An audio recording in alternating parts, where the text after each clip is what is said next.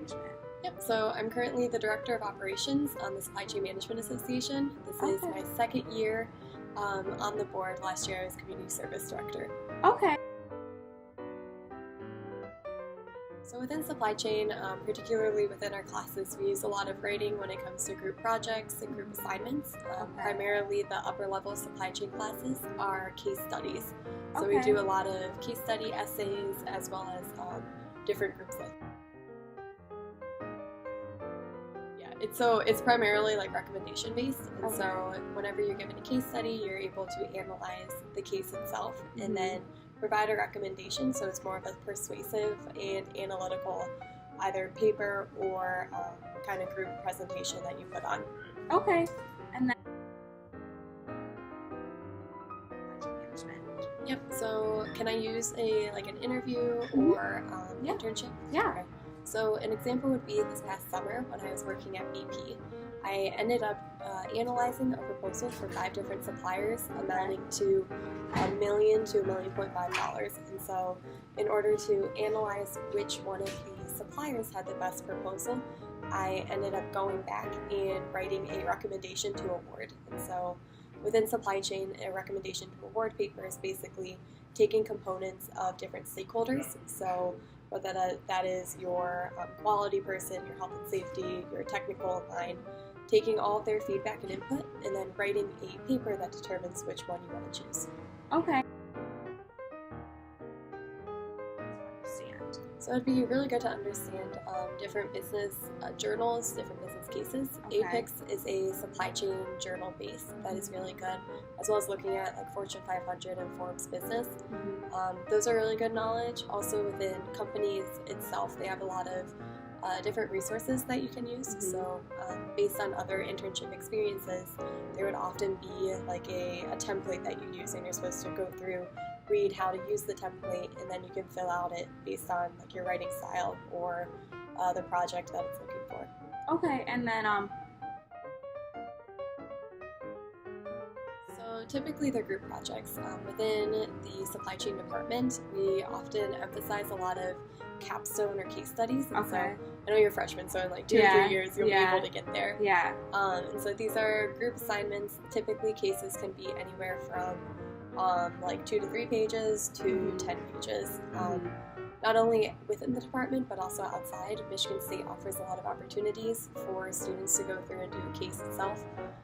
For example, I participated in the National Minnesota Case Competition, where we had 24 hours to read through a 20-page case to come up and develop a recommendation and do an analysis, and then to pitch it at the end of the 24 hours. Okay. Yep, so typically it's just to facilitate and to make sure that we understand the core concepts that we're learning. So whether it's a case on inventory management or a case on maybe negotiations, basically it's just seeing and capturing our knowledge and understanding for the material we're learning. Okay. So I think when it comes to this type of writing, it's really good because it prepares students not only from a critical lens and analysis, so being able to take all of this information from a piece like a case and then analyze and see the current state and then the future state, but also it prepares students based on a communication as well as a presentation. So effective communication is incredibly important within any class, whether it's supply chain or another business course, as well as being able to apply that in the real world. So in internships or in jobs, you have to be able to take a problem, come up with a solution, but then also communicate through writing or through a presentation what the outcome should be. Okay, and then Yep, so this past summer was very challenging. Just as I talked about earlier, there was the recommendation to award paper that I was writing. So being able to take all of this information coming in from 5 different suppliers or vendors, and also they're not local, so they were not in the US, it was all third parties based in Trinidad and Tobago. So there's a bit of a barrier there, not only the timeline, but also working on the project itself was difficult just because there was a huge responsibilities that must have been met, and then in order to be able to come up and take all this information and put it into a writing piece, and so that was the paper that I was talking about. And so because I never wrote a paper like that, it was a bit difficult to see, what needed to go into it. And so one of the good ways that I would recommend for future students would be to reach out to team members. And so I ended up reaching out to a previous team member who wrote a similar paper before, and so they were able to give better direction and kind of input on how I should go about writing this piece. Okay. I wish I would have gotten more involved with Supply Chain Association earlier on. So I think you're doing a great job just like putting yourself out there. But for future students, I'd recommend freshman, sophomore years, really important to get involved. Additionally, I wish I would have taken Supply Chain 303, like the introductory class, a bit earlier on, just so that way my senior year I wouldn't be taking all of the main supply chain classes when it should have really been done like end of junior, beginning of senior year. Okay. And that's it. Awesome. Thank you so much. You're welcome.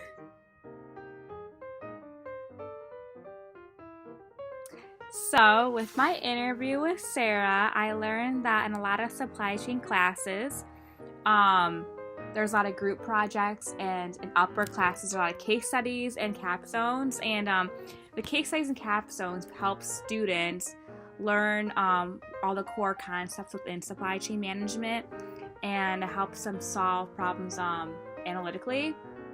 It also helps them communicate to teachers and employers how they resolve the problem and create a solution. And also a paper or information that Sarah really talked about in my interview with her was how she used recommendation to award papers. And one example she actually talked about was her experience with her internship with BP, and she told me this is the first time she ever really created a paper like this. But she said she took all the major stakeholders within BP, so that can be like technical, this can be health, etc. And she put all their inputs together, and she wrote a recommendation award paper for the solution of who she thought which supplier had the best proposal for BP. And she explained to me that she got to really connect with people within her internships and find a team member within her intern group that really helped her write her recommendation paper, because she never has done it before. And she was a major part of like the writing within supply chain management. And then furthermore, for the information that you need to actually, for students to actually analyze, understand supply chain management, she told me how there's a supply chain journals. And an example of that is Apex, and it's really good for students to actually analyze that, and also just through internships with analyzing papers the companies give you and giving a really good hands-on experience. So, yeah.